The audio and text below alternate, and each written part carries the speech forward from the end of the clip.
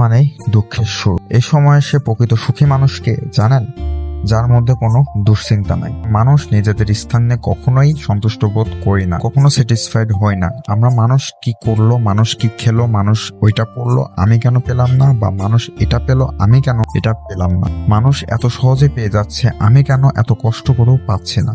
এই জিনিসটা নিয়েই সবসময় পড়ে থাকি আমরা।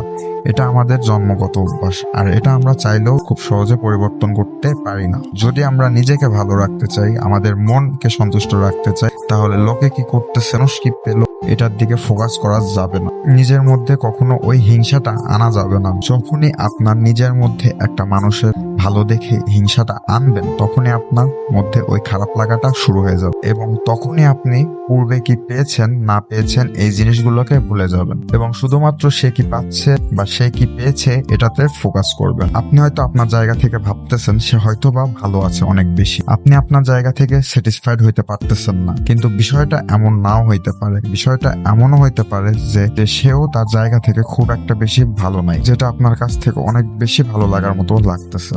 তো ভাই, মনের মধ্যে হিংসাটা না রেখে যদি আপনার কিছু পেতে ইচ্ছা করে বা পাওয়ার ইচ্ছা মনে জাগে, তাহলে সেটার জন্য কষ্ট করুন এবং স্ট্রাগল করুন। একটা কথা মনে রাখবেন, যদি আপনি খুব সহজেই পেয়ে যান, তাহলে সেটার মূল্য এবং ভ্যালু কোনোটাই আপনি বুঝতে পারবেন না। কিন্তু আপনি যদি কোনো একটা কিছু স্ট্রাগল করে কষ্ট করে অ্যাচিভ করেন, তাহলে দেখবেন ওইটার ভ্যালু এবং ওইটার মূল্য আপনার কাছে অনেক বেশি।